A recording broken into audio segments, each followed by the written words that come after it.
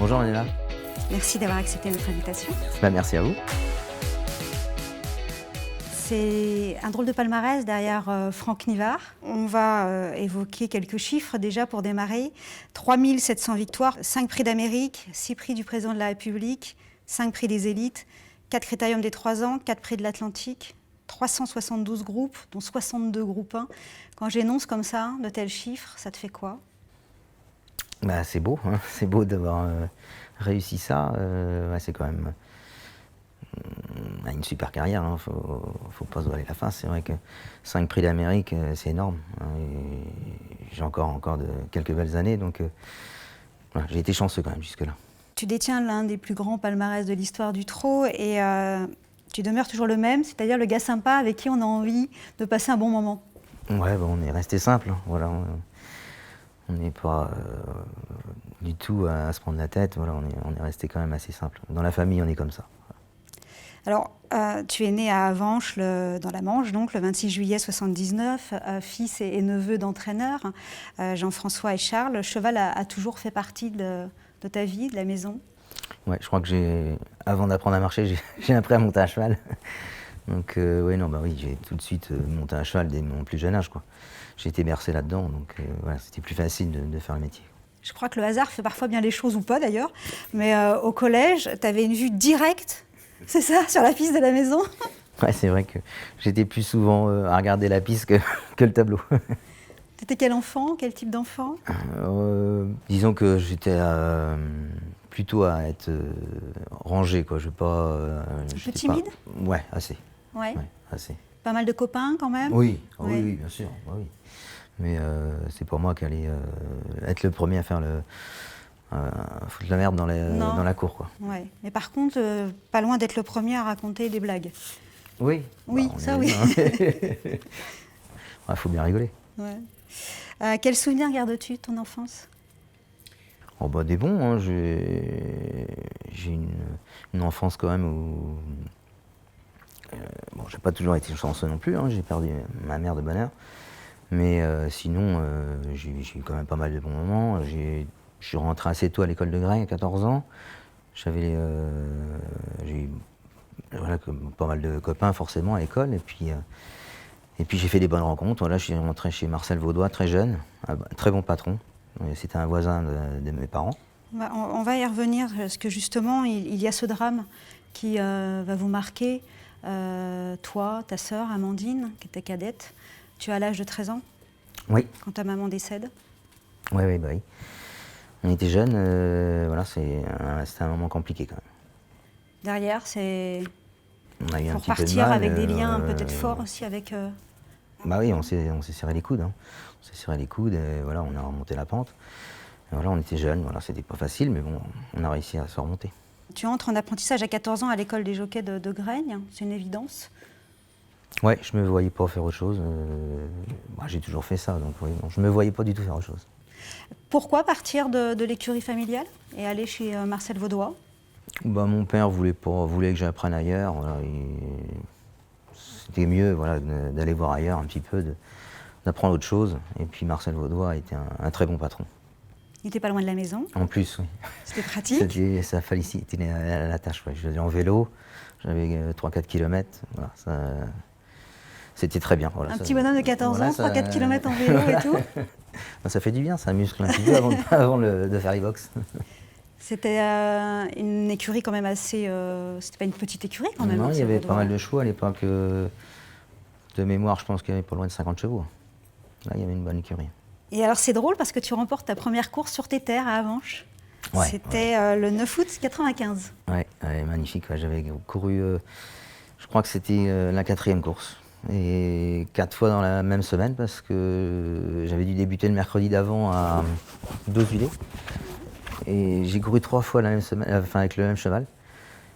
Et la 3e fois était la bonne. Voilà, j'ai gagné à Avranches. C'est Cajam du Bel-Air. Exactement. Ça reste marqué, j'imagine, dans la mémoire, ça, la première. Oui, on s'en rappelle la vie. Ouais. Tu es très attaché d'ailleurs à ta ville, à tes racines. Oui, bien sûr. J'aime bien revenir de temps en temps voir les copains d'enfance. Ouais. Tu as reçu pas mal de distinctions de la ville. Oui, j'avais été honoré quand j'avais gagné le prix d'Amérique, le premier. Et je crois 2 autres fois. Donc oui, non, ils étaient fiers de me À l'enfant du rencontrer, pays, voilà. quand même, de le célébrer comme il se doit. Tout va très vite, hein, puisqu'en 2 ans d'apprentissage, Franck, à 17 ans, tu es élu meilleur apprenti de France. Bah oui. Bah après, j'avais la chance de monter des bons chevaux, hein, et puis mon père avait une bonne jument à l'époque, je me rappelle, c'était Annie de Tomblaine. J'ai dû gagner 8 courses à Paris avec. C'était vraiment des grands moments. Tu as évolué pratiquement qu'au monté. Oui, bah oui. Ouais, À l'époque, c'était époque-là, ouais, vraiment c'était comme ça. très Ouais, calibré, ouais, d'ailleurs. j'étais assez petit, voilà, ils préféraient pas. J'ai dû courir une fois ou deux à l'attelage, pas beaucoup. Là. Tu vas rester 4 ans donc, au service de Marcel Vaudois, et puis un petit passage éclair chez Jean-Pierre Dubois. Ouais, j'ai dû faire un hiver. Alors parfois, il suffit d'une rencontre heureuse pour changer une vie. Parle-nous de ta rencontre avec l'entraîneur Jean-Baptiste Bossuet. Eh ben, ça s'est fait un peu par hasard. J'ai été invité à un anniversaire, je crois, à Émeric Thomas, en Mayenne. Et puis, j'étais tombé à la table d'Arnaud Angeliaume, qui était le gendre de Michel Tréguel à l'époque. Enfin, qui est toujours d'ailleurs. Et c'est lui qui me dit que justement, Jean-Baptiste était à la recherche de quelqu'un. Il n'avait personne pour monter ses chevaux à l'époque. Donc, c'est lui qui m'a mis en contact avec Jean-Baptiste. Je le remercie d'ailleurs parce que c'est un peu grâce à lui que je suis là quand même. Tu as le sentiment que ça a été un tournant? Ah oui, ah oui. Il m'a vraiment amélioré. Il m'a mis le pied à l'étrier, il m'a fait driver les premières courses. Voilà, il m'a fait vite confiance et vraiment on s'est très bien entendu. Tu vas rencontrer celle qui va devenir ton épouse d'ailleurs, chez Jean-Baptiste Bossuet, Lydie. Ouais. Un grand soutien. Oui, exactement. Bah oui. Sans une femme, on peut pas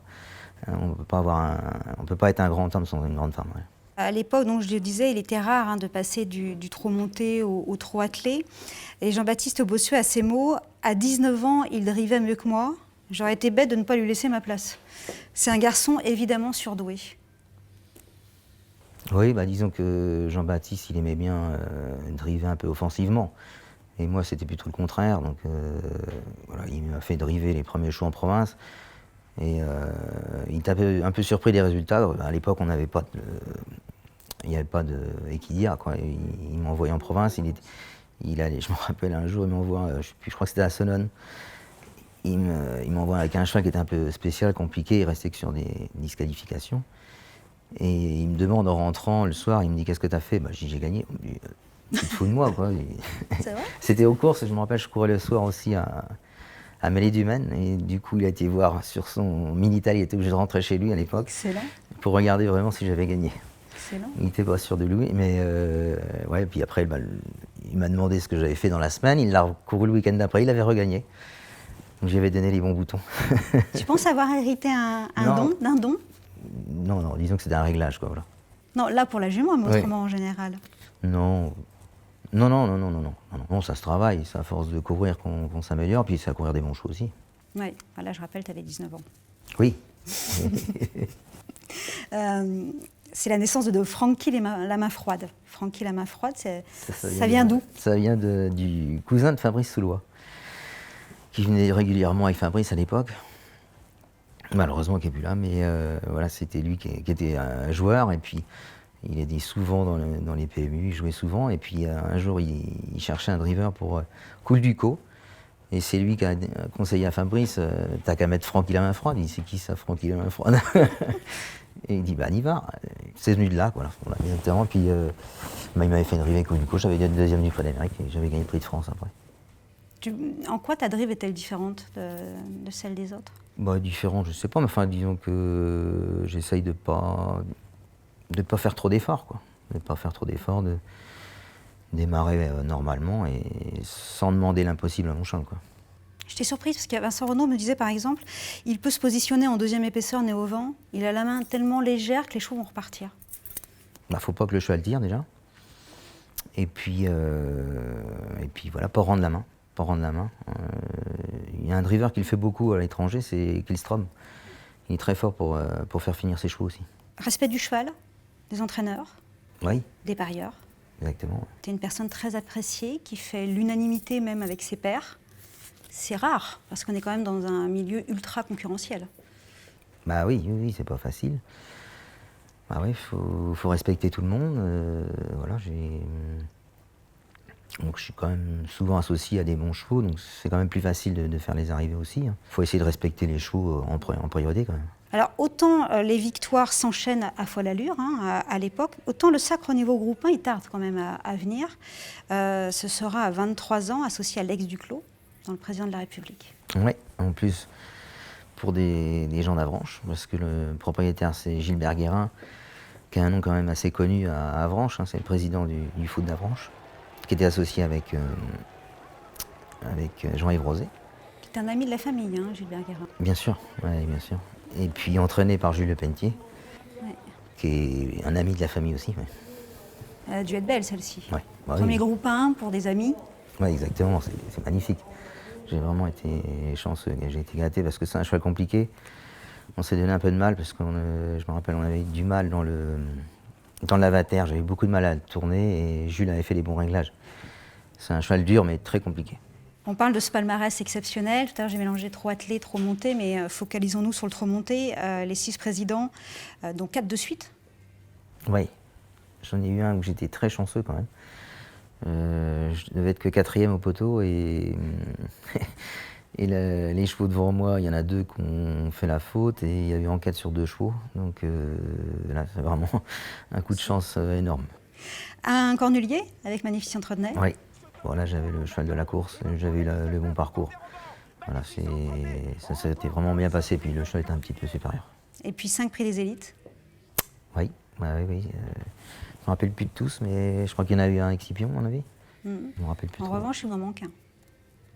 Oui, le prix de Normandie pour un Normand. Ça fout mal. Oui, exactement. Surtout que j'arrête de monter, et la jument que je monte en début de carrière gagne cette année-là. Happy and Licky, c'est moi qui l'ai montée en début de carrière. J'aurais pu continuer un an de plus. Alors, ton premier groupe 1 à l'athlé a lieu l'année suivante, en 2004, dans le Critérium des Jeunes, associé à un gros outsider. C'est Nelson de Vandel. C'était pour le compte de Pierre-Désiré Allaire. Oui, c'était pas vraiment prévu. Je devais avoir une jument normalement à Jean-Baptiste Bossuet, qui s'est blessée dans la semaine, donc elle n'avait pas pu courir. Elle avait dû à ce moment-là passer dans les écuries de Pierre Allaire et il m'avait demandé si j'en avais un dans le Critérium.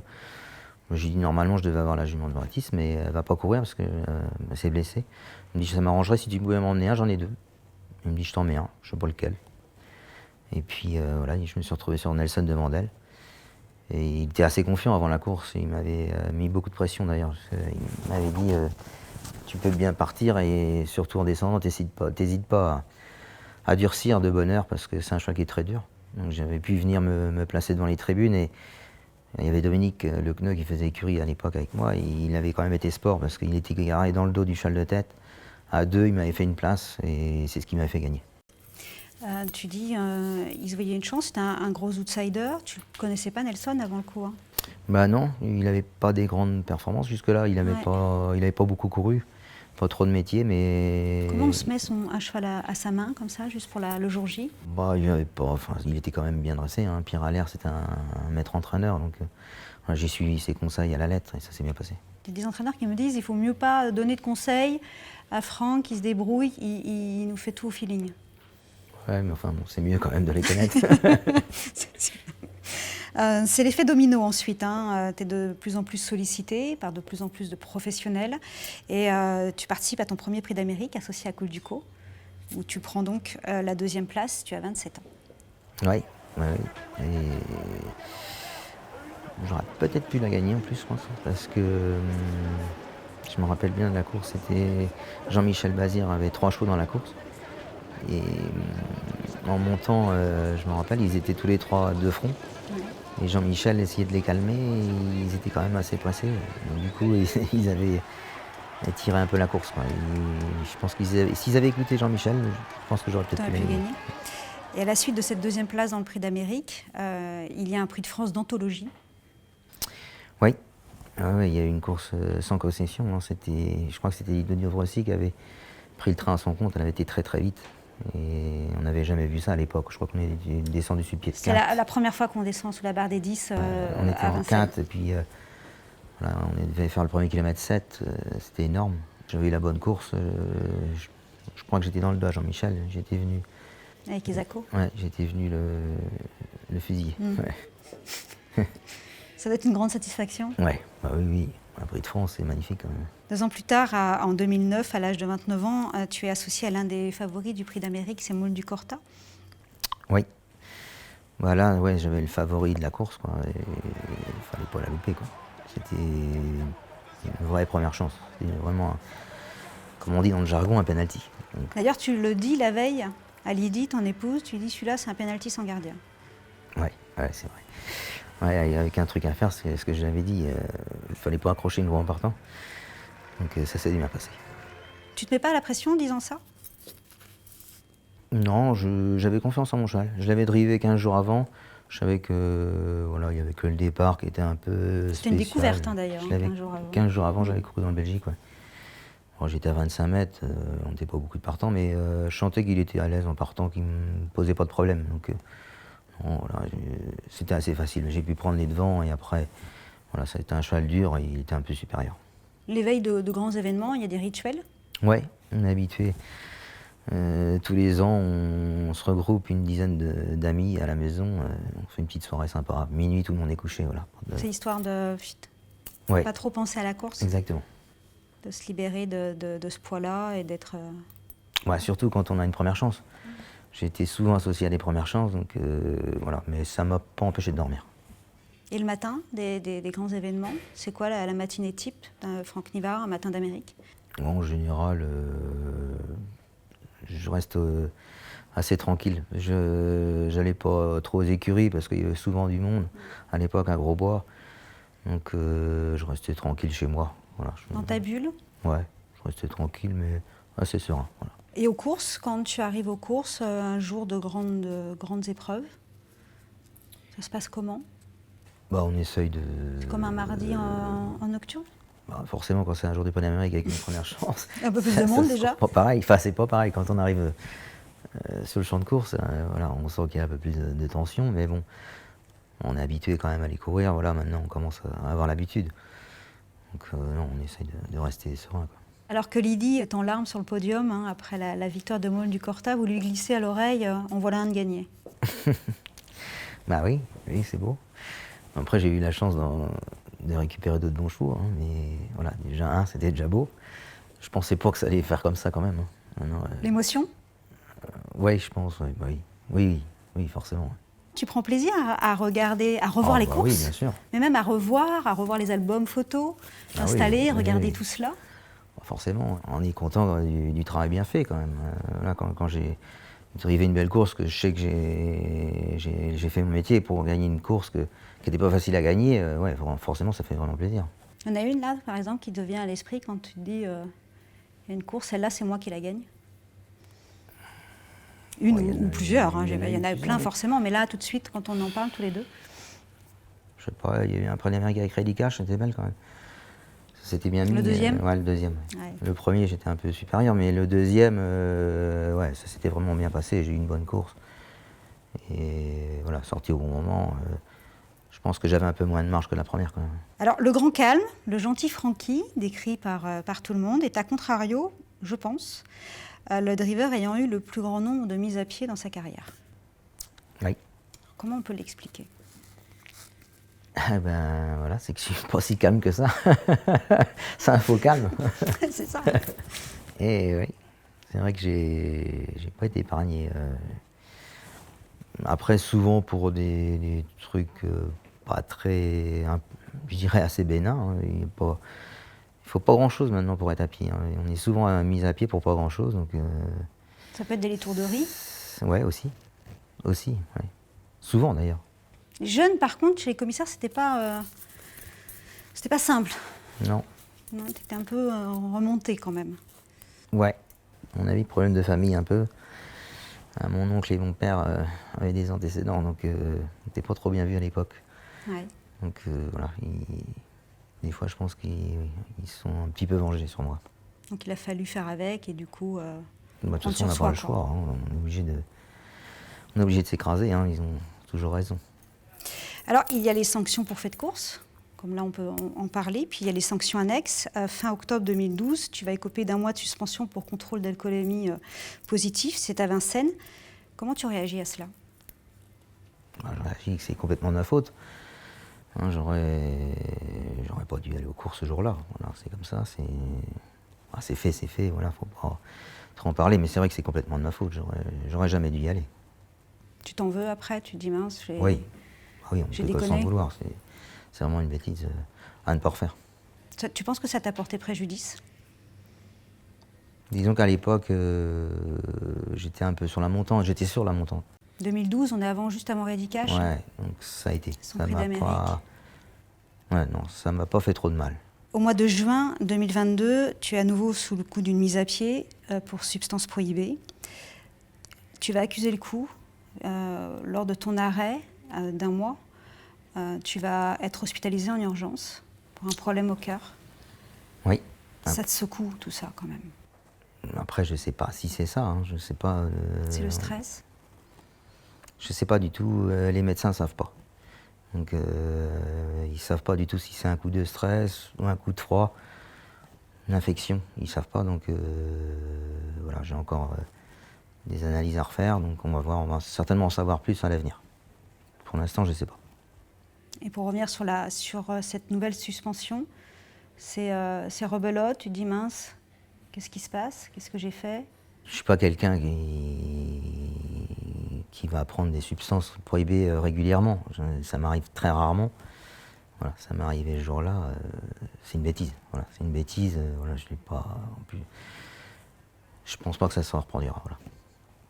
Avec des humains. Hein. Exactement. Faut le relativiser aussi. Il n'y a pas J'aurais mort tout fait, d'homme. Hein. J'aurais tout fait. faut rester tranquille. Au sulky, en revanche, c'est no stress. Hein. Non, oui, non. En général, ça se passe bien. J'essaye de faire corps avec mon cheval, quoi. C'est d'ailleurs ce tempérament de glace qui va faire des merveilles face au bouillon Ready Cash. C'est le mariage du feu et de la glace. Bah oui, j'ai eu la chance d'y être associé à l'époque où il était chez Philippe au début Dans un premier temps. Après Bernard. Après, c'est Bernard Piton qui le drivait en début de carrière. Philippe m'avait demandé de le driver, il avait 4 ans, je crois. Et j'avais dû gagner les 3-4 premières courses. Ça s'était mal passé dans un critérium, je crois, continental. Continental. J'avais accroché la roue de Pippo Ghibini. Ah, du coup, oui, ça m'avait arrêté. Et du coup, le cheval, j'avais le choix entre lui et Carla. À l'époque, je menais beaucoup de chevaux pour le compte de Montesson. J'avais une belle écurie et j'avais préféré mener la jument. Du coup, Philippe était vexé, quoi, voilà. Il n'était pas très content. Du coup, ils ont fait appel à Joss. C'était pas trop son cheval, là, Joss. C'est un cheval, il fallait pas le tendre. Il avait tendance à le tendre un petit peu et du coup, ça s'est pas trop bien passé. Du coup, Philippe en avait marre. Il a préféré le changer d'entraînement. Et il a fait appel à Thierry. Et Thierry, je menais beaucoup de chevaux pour lui. Ouais, Thierry du Val-d'Estaing, où je menais beaucoup de chevaux pour lui à cette époque. Donc il m'avait demandé de redriver le cheval. Et voilà, ça c'est bien. Il a une classe folle, mais un tempérament de feu. Une fois parti, normalement, il n'y a pas trop de problème. C'était un cheval plutôt tendu avant la course. Avant la course, c'était surtout ça. On le voyait d'ailleurs derrière un sparring partner avant de... Thierry, il prenait souvent un autre cheval. Ouais. D'ailleurs, il courait souvent un autre cheval dans la même course pour l'emmener jusqu'au départ. Mais une fois parti, normalement, il n'y avait plus de problème. Il était assez sage. Vous allez remporter ensemble votre premier prix d'Amérique face à la terrière suédoise, Maharaja. Ce jour-là, le cheval est parfait. Oui, le cheval était au top. Hein. Vraiment en pleine possession de ses moyens, je pense. À cette époque-là, il n'était pas facile à battre. Je faisais le tour de Maharaja en plus. C'était un crack, Maharaja. Il a regagné le prix d'Amérique après. Donc c'était pas n'importe qui. Voilà, il était vraiment supérieur. L'année suivante, vous êtes annoncé imbattable.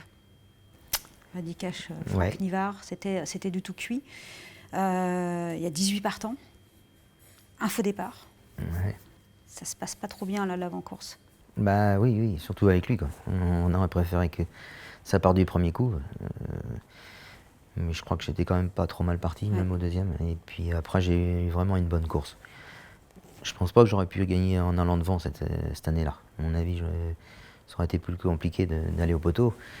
Et non, ça s'est bien passé, je me rappelle à peu près. J'étais bien parti tout de suite dans le dos des chevaux de tête et j'ai pu sortir en bon moment. Ready Cash qui est malheureux, les Américains n'en peut plus, Prevetlov se rapproche. Oyonnax, c'est Ready Cash qui va sortir. L'envolée de Ready Cash dans quelques instants. Il passe à la contre-attaque. Franck Nivard, Ready Cash va survoler vers un deuxième prix d'Amérique.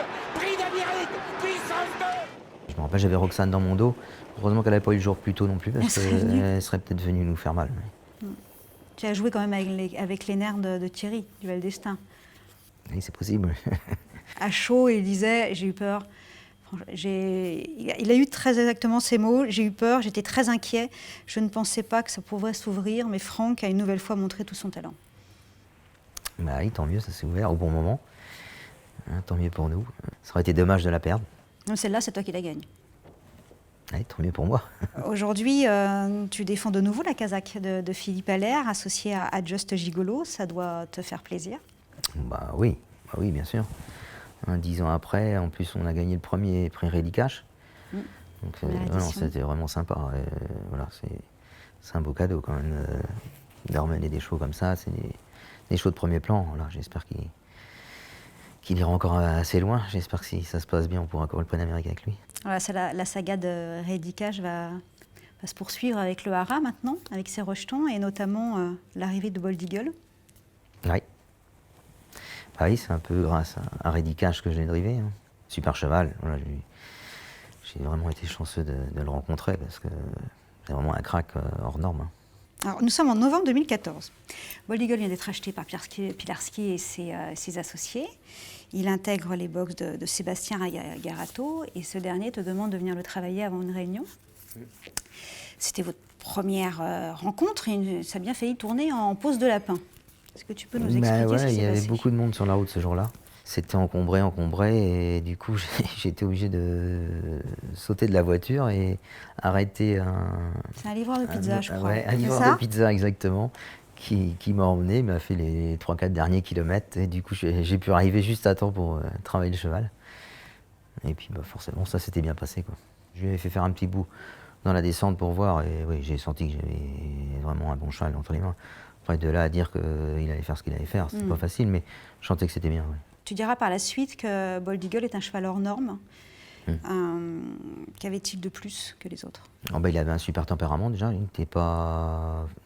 Disons qu'il pouvait être nerveux juste avant la course, mais sinon à s'occuper tous les jours. C'était un amour de cheval, hein. Il était gentil et en plus voilà, il savait tout faire, il était assez dur, très dur même.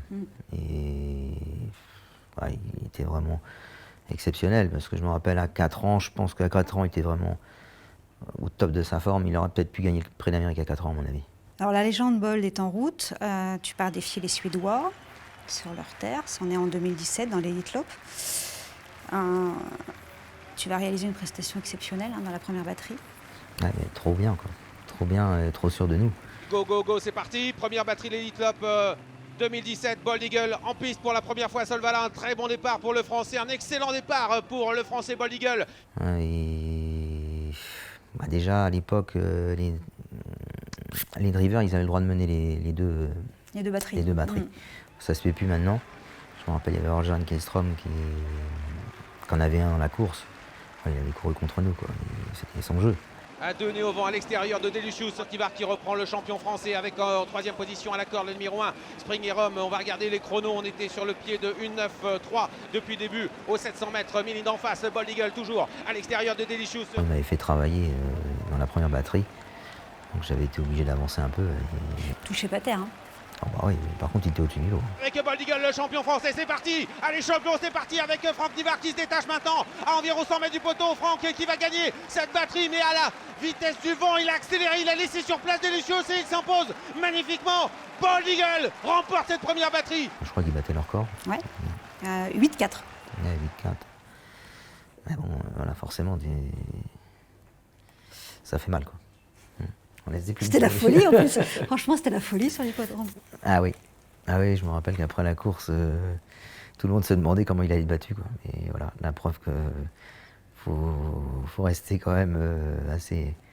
Tu t'es emballé, tu penses, ce jour-là ? Ouais, un peu. Tu t'es laissé porter par tout, l'ambiance Ouais, même après la première batterie, je me suis dit, merde, je vais sûrement avoir du mal à être battu, quoi. Et toi aussi, tu penses que ça va aller dans la finale ? Oui, vu comment il avait gagné, je me dis merde, ça va être facile normalement. Et puis finalement, je suis reparti sur la piste, mon chat était moins décidé, quoi. Je l'ai senti pas aussi bien que dans la...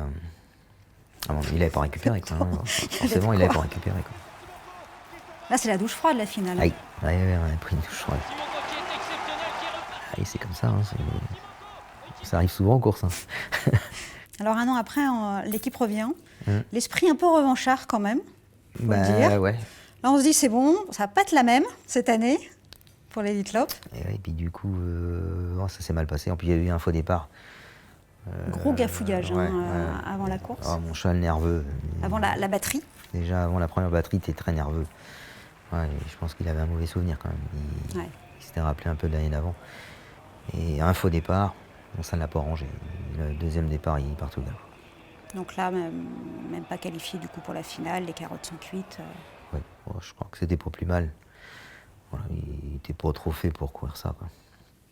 Alors, comme le chante Lerita Mitsuko, hein, les histoires d'amour finissent mal en général. En mars 2019, vous êtes débarqué. Ah, ça arrive. Hein. Ah, c'est le métier. Ah oui. Bah, c'est toujours embêtant hein, quand on perd un cheval comme ça. Voilà, j'ai quand même vécu des grands moments avec. Pierre Pilarski me reprochait un petit peu de plus trop croire au cheval. Donc, je le trouvais un peu sur le déclin. Et voilà, il m'a dit je préférerais changer parce que j'ai l'impression qu'il n'y croit plus trop. Alors l'association avec Bold se conclut sur 44 courses, 30 succès, 9 places, 17 victoires de groupe 1, 2 prix d'Amérique de René Ballière, 2 prix de France. C'est le cheval de ta carrière? Bah ouais, oui. Il y en a eu d'autres aussi, mais bon, celui-là, oui, je pense qu'on peut le mettre. Je voudrais bien faire le parallèle, justement, le comparatif, toujours compliqué, c'est pas la même génération et tout. Un cheval qui m'a marqué beaucoup, c'est quand même Scipion Goutier. J'ai dû gagner 6 groupes 1 avec. Non, c'était un champion, monté un super cheval. Et voilà, après, il y a lui et Redicache quand même. Voilà, j'ai eu la chance de rencontrer ces deux champions-là, c'est magnifique. Avec quelques années de recul, tu penses que lequel des deux est le meilleur? Bon, c'est pas facile à dire. C'est compliqué.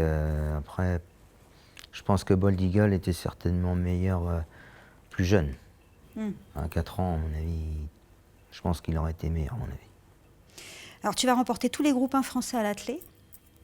Un étrier d'or, 8 sulky d'argent, 1 de bronze. Il manquera l'or. Ah oui, je suis tombé dans les années Jean-Michel Bazir. Il n'est pas facile à battre, ce gars-là. Donc, j'ai été plusieurs fois deuxième de lui. Bon, c'est déjà beau. Hein. Ah bah oui, 8 sulky d'argent, c'est beau. Ouais, c'est pas mal. Et ouais, Jean-Michel, c'était le roi hein, à l'époque. En 2017, tu as pu croire quand même à l'or. Au 30 juin, tu avais 30 victoires d'avance sur Jean-Michel. Ouais, t'es bien parti. T'es parti sur de bonnes bases. Et puis Jean-Michel, il a commencé à se prendre au jeu dans l'été et il nous a laissé aucune chance. Je crois qu'il en a remis 30 de plus. Un peu de temps, ouais. C'est le jeu, c'est comme ça. C'est un regret, le sulky d'or? T'aurais aimé ça aurait été bien de l'avoir une fois. Tu penses que d'ailleurs, aujourd'hui, tu pourrais plus te battre pour un sulky d'or? C'est compliqué. Il faut avoir des grandes écuries derrière. Non, je sens que là, ça va être compliqué. Alors, Nivard Bazir dans les pelotons, c'est un peu Messi Ronaldo sur les terrains. Hein. Quel rapport vous entretenez tous les deux? Très bon.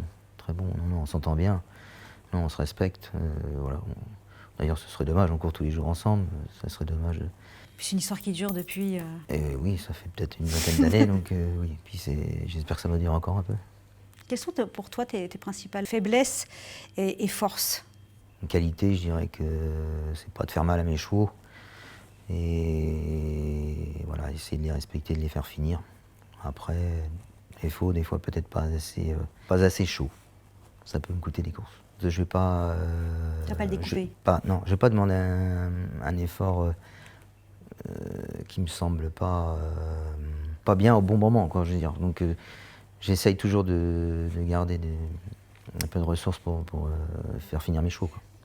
On a le sentiment que tu es vraiment un driver qui drive comme un entraîneur pour l'avenir. Ouais. La carrière, ça ne se résume pas à une course, quoi. J'ai toujours appris ça un peu, ça vient de chez Bossuet. Jean-Baptiste, il m'a toujours appris à... Voilà, il avait beaucoup de chevaux à l'époque et il me disait toujours des courses, il y en a plein. Donc ça sert à rien de casser les chevaux parce que on peut... Une course dure, ils peuvent le ressentir. Hein. Donc il me disait toujours, moi j'ai une écurie à faire tourner, donc Essaye de me les préserver, mes chevaux, et puis de les faire finir, quoi. Ah, sur une course, on peut ruiner une carrière.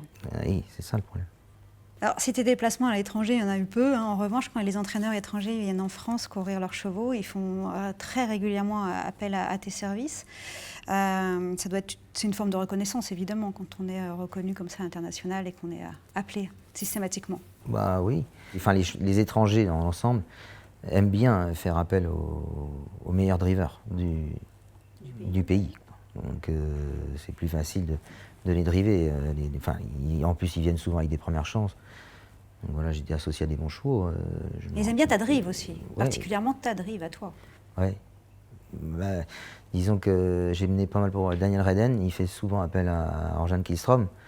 On a un petit peu la même façon de driver, donc je pense que c'est pour ça aussi. On va pas faire d'efforts comme lui, je le vois bien driver, il fait pas d'efforts violents, un cheval. Il les fait souvent finir quand même. Tout en douceur. Ce que je disais d'ailleurs, une méthode douce, calme, jamais de course dure, très peu de cravache, mais quand même la culture de la gagne. Bah oui, c'est quand même mieux hein, de pouvoir gagner, on va pas s'en empêcher. Disons que je me rappelle mon patron, c'était Marcel Vaudois à l'époque, il me disait toujours t'affole pas, tu la gagnes pas de trop loin, mais surtout applique-toi pour la gagner, parce qu'il y a plus d'argent pour les causes quand même. Alors en parallèle, et depuis 2006, tu es installé entraîneur à Grosbois. Tu comptes plus de 400 gagnants, 7 épreuves de groupe.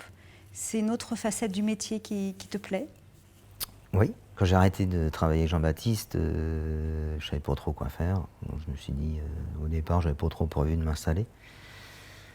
Et puis avec Lydie, elle aurait préféré travailler pour elle. Donc j'ai dit, bon, on va essayer de commencer à travailler nos chevaux. Et puis du coup, on s'est installé à Grosbois. Et j'ai eu un peu de réussite, un peu tout de suite. Tombé sur 2-3 bons chevaux, et puis voilà, c'est comme ça. Ça s'est fait naturellement. Et puis depuis un petit moment, on est arrivé maintenant en Normandie. Alain Dorier-Dupré nous disait, dans un grand entretien, plus on entraîne, plus on acquiert de l'expérience et plus on prend du plaisir. C'est ton ressenti? Oui. Après, il faut avoir des bons choix à entraîner, quoi. Quand on a fait du bon travail, qu'on a réglé un cheval qui était un peu spécial, compliqué, qu'on arrive à gagner des bonnes courses, ça fait plaisir, ouais. Alors, il y a également la partie élevage, avec le label Kili. Oui. Ça n'a rien à voir avec le sportif, hein, Kili. Non, pas du tout. Si j'ai bien compris, c'est la contraction du prénom de ta femme Lydie et de ton surnom Francky. Oui. Ça, c'est pour l'après, l'élevage? C'est dès maintenant? Bah oui, on commence gentiment, mais il faut du temps pour monter un élevage. Pour ça. Donc, il y a déjà pas loin de 10 ans. Donc, je sais pas, il y en a qui m'ont dit qu'il fallait une vingtaine d'années pour avoir un bon élevage. Donc, on est dans le milieu. On a encore une dizaine d'années à attendre. Ça te plaît? Ouais, ça plaît plus à Lydie. Hein. Moi, j'ai pas trop le temps de m'en occuper parce que je suis souvent aux courses, à l'entraînement. Donc, c'est elle qui s'en occupe. Quoi. Toi, tu es vraiment la partie pilote. Hein. Ouais, plus. Ouais. Le métier, c'est ça, c'est la compète, quoi. Oui, beaucoup plus. Ouais. En 2014, vous achetez une propriété non loin d'ici, à La Ferté-Macé. C'est une sorte d'investissement. Quel rapport entretiens-tu avec l'argent?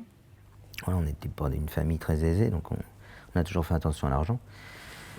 Et voilà, c'est vrai qu'on a investi dans ce domaine-là, et voilà, j'espère qu'on va aller toujours crescendo, qu'on va pas, qu'il va rien nous arriver déjà, et puis qu'on aille le plus loin possible.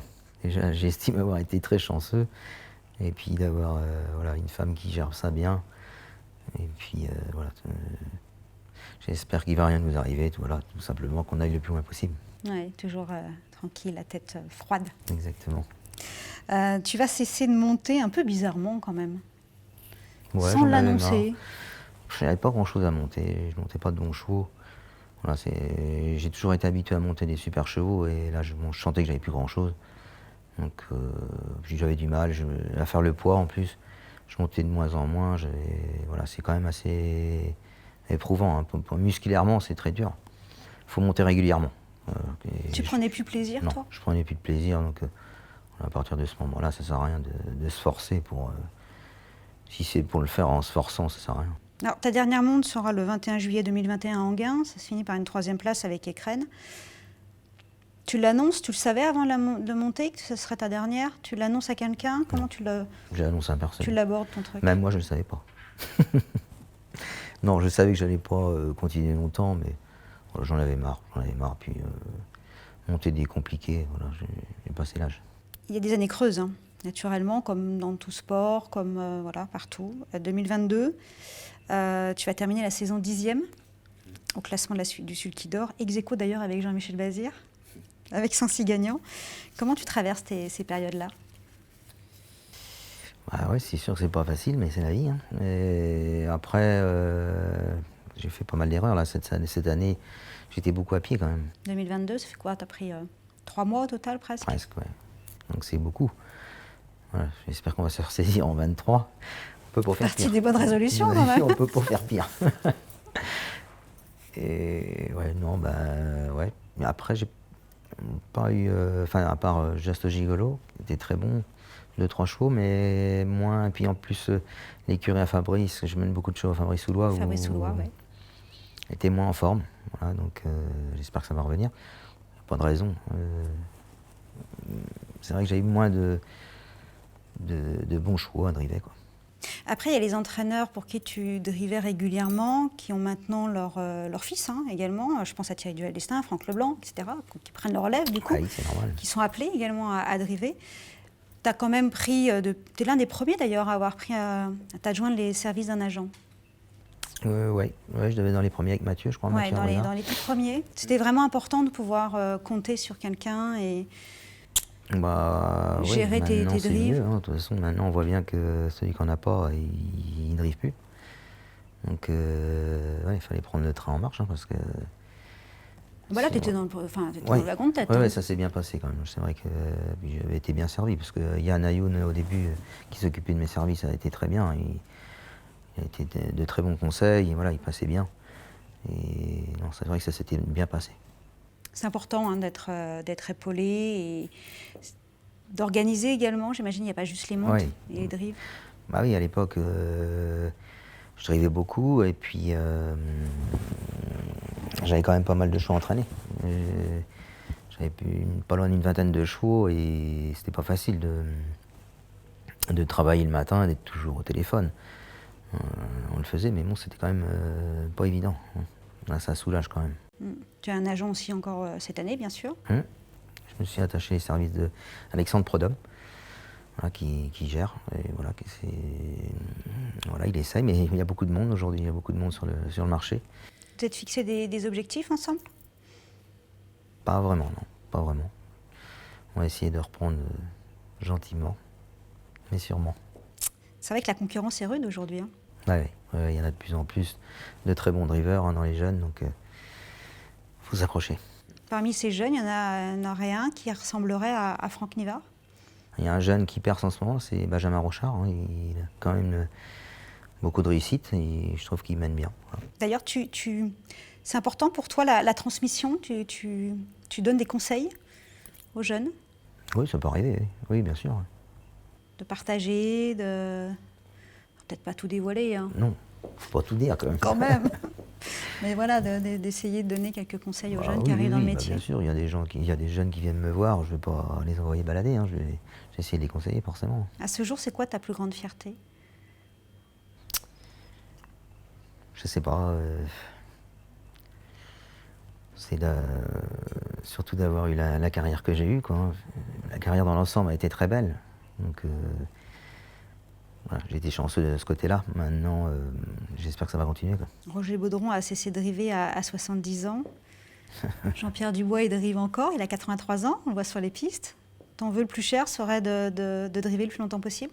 Ouais, non, j'irai pas jusque-là. Déjà, si j'arrive à aller pas loin de 60 ans encore bien, c'est déjà pas mal quand même. On va s'estimer heureux. T'as 43 ans, alors tu te vois où dans 20 ans? Je me vois où? Je me vois là déjà. Je suis pas loin. Et puis voilà, avec un élevage, j'espère qu'il va tourner, quoi, qu'il va tenir la route. Et puis j'espère avoir la santé surtout. Et puis toujours aller aux courses, quoi. Qu'est-ce que je peux te souhaiter? Eh ben d'avoir la santé et continuer comme ça. Eh ben alors, ok. Merci Franck. Merci à vous. beaucoup. C'était un plaisir de pouvoir échanger ensemble. Merci.